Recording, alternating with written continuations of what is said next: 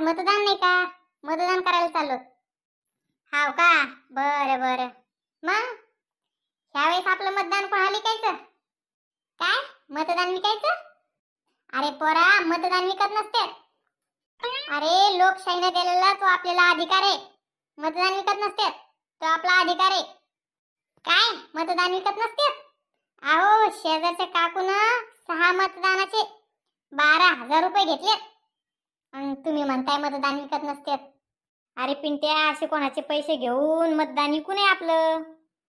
त्यांचे 1,000-500 रुपये घेऊन आपण 5 वर्षासाठी मिंद होऊन बसायचं का? अगं काय म्हणते आई तू? अगं शेजारी पाजारी जाऊन बघ, सगळ्याच्या घरी दिवाळी सुरू आहे, दिवाळी. अगं लोक जाऊ राहिले तर थैल्यानं पैसे घेऊ येऊ राहिले आणि तू म्हणते चांगलं नसतं म्हणून. अरे 1,000-500 रुपयासाठी आपण 5 वर्षासाठी विकले जाऊ ना. ते 1,000-500 रुपये काय आपल्याला आयुष्यभर पुरणारच का? त्याच्यापेक्षा कशाला कोणाचं मिंद व्हायचंय? आपण आपलं नीट नाटक राहायचं. मग आपल्याला पण सरपंच लोकाला त्यांना बोलायला तोंड राहतात ना.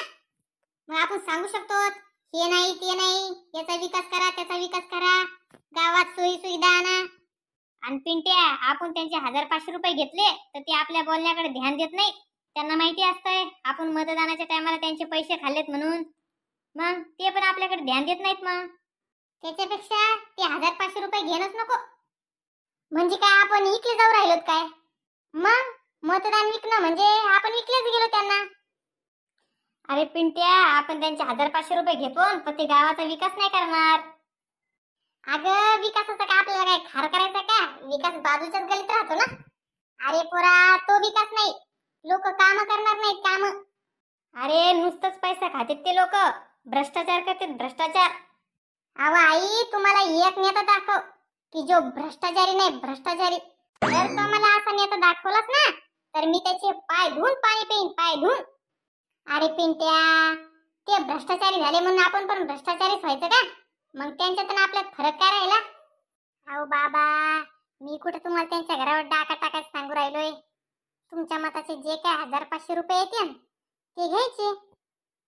लोक नाही का घेऊ राहिले, आपण पण घ्यायचे. मग अरे लोकांनी केलं म्हणून आपण पण तेच करायचं का? बरं बाबा, नका घेऊ पैसे. निदान मटण तरी आणा. मटण?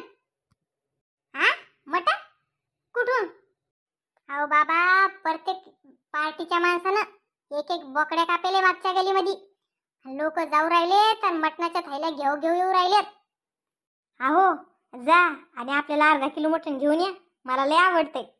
आत्ताच मी काय सांगितलं तुम्हाला, लोक काही करूत, आपल्याला काही घेणं देणं नाही.